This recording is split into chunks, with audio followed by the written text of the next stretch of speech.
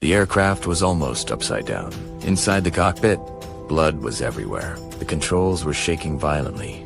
Warning alarms were screaming, and a massive cargo jet was rolling through the sky, far beyond its limits. At the same moment, just behind the cockpit door, 3 badly wounded men were fighting for their lives against a man holding a hammer. If they lost this fight, the aircraft would not land. It would crash. And that was exactly what the attacker wanted. This is the terrifying story of Federal Express Flight 7, one of the most violent battles ever fought inside an aircraft. The date was April 7th, 1994. The aircraft was a heavy cargo jet, a McDonnell Douglas DC-10, operated by FedEx. It had departed from Memphis International Airport on a routine cargo flight. On board were 3 experienced crew members: Captain David Saunders, First Officer James Tucker, and Flight Engineer Andrew Peterson. Along with them was a 4th person on board, a flight engineer traveling as a passenger. His name was Auburn Calloway. To everyone else, the flight looked completely routine. The aircraft lifted smoothly into the night sky. The powerful engines roared as the DC-10 climbed away from Memphis. Inside the cockpit, the crew were relaxed and focused on their work. Cargo flights like this were usually quiet. No passengers, no cabin service, just the steady hum of engines and the routine duties of flying a heavy aircraft across the country. About 26 minutes after takeoff, the aircraft had climbed to around 19,000 feet. Everything seemed normal, but behind the cockpit, Auburn Calloway quietly stood up. He walked toward the cargo area where he had placed a guitar case earlier. Inside that case were weapons. 2 claw hammers, 2 bull-peen hammers, spear gun. Calloway had carefully planned everything. At that time, he was facing serious disciplinary action from FedEx that could lead to his dismissal. If that happened, his family would lose his company life insurance benefits. So he came up with a shocking plan. He intended to kill the crew, take control of the aircraft, and crash it deliberately. If the crash looked like an accident, his family might still receive the insurance money. To carry out this plan, he secretly brought the weapons on board. Now, the moment had arrived. Calloway opened the guitar case. He picked up a hammer. Then he walked back toward the cockpit. Inside the cockpit, the crew did not suspect anything unusual. But within seconds, everything changed. Calloway suddenly rushed forward and swung the hammer with full force at flight engineer Andrew Peterson. The heavy hammer slammed into Peterson's head. The impact fractured his skull instantly. Peterson collapsed but remained conscious. Before anyone could react, Calloway struck him again. Blood began pouring from Peterson's head. Then Calloway turned toward First Officer Jim Tucker. Another hammer strike landed on Tucker's skull. The blow was devastating. Tucker suffered severe fractures and began losing movement on one side of his body. The cockpit exploded into chaos. Shouting, alarms, the sound of violent blows. Captain David Saunders tried to react, but Calloway turned toward him next. Another hammer strike hit the captain's head.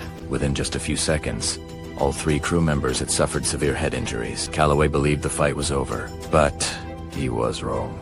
Despite the massive injuries, flight engineer Andrew Peterson refused to give up. Bleeding heavily, he grabbed Calloway and pulled him away from the cockpit controls. The 2 men crashed into the small galley area just behind the cockpit. They began struggling violently. Meanwhile, inside the cockpit, First Officer Tucker was barely conscious. Blood was running down his face, but he knew something critical. If the attacker took control of the aircraft, everyone would die. So Tucker held on to the controls. Then he made a desperate decision. To help his crew members fighting behind him, he rolled the aircraft sharply to the side. The massive DC-10 suddenly tilted steeply in the sky. Inside the aircraft, the sudden movement threw Calloway and Peterson violently against the walls. But the fight continued. Calloway grabbed another hammer and struck Peterson again.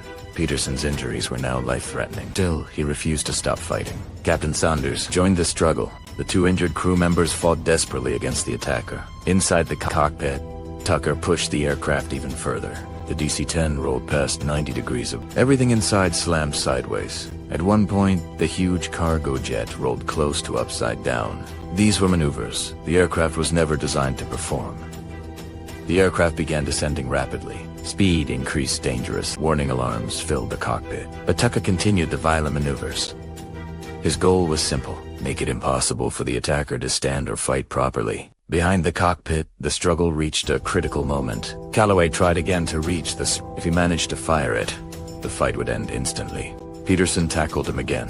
Despite severe blood loss, he forced Calloway away from the weapon. Captain Saunders then joined him. Together, they pushed the attacker to the floor. Slowly, painfully, the two wounded men began overpowering him. Peterson finally knocked the speargun out of reach. Sanders pinned Calloway down. The attacker was finally restrained. Captain Sanders staggered back into the cockpit. The floor was covered in blood. First Officer Tucker was barely conscious but still flying the aircraft. Sanders grabbed the radio and called air traffic control at Memphis. He declared an emergency. He told them the crew had been attacked and they needed immediate landing clearance. Controllers quickly cleared the aircraft to return, but another problem remained. The aircraft was still extremely heavy with fuel and cargo. It was far above the normal landing weight. Normally the crew would burn fuel before landing, but they could not wait. All 3 crew members were badly injured and losing blood. Captain Sanders decided to land immediately. The aircraft turned back toward Memphis. Despite dizziness and pain, Sanders prepared the aircraft for landing. First Officer Tucker assisted as much as he could. Behind them, Peterson continued guarding the restrained attacker. Minutes later, the damaged and overloaded DC-10 approached Memphis. Emergency vehicles were already lining the runway. The aircraft descended toward the ground. With the aircraft still far above safe landing weight, the wheels touched the runway hard. But the landing gear held. The aircraft slowed, and finally, the giant cargo jet came to a stop. Police and emergency crews rushed onto the aircraft. They found the cockpit and galley covered in blood. Oban Calloway was arrested immediately.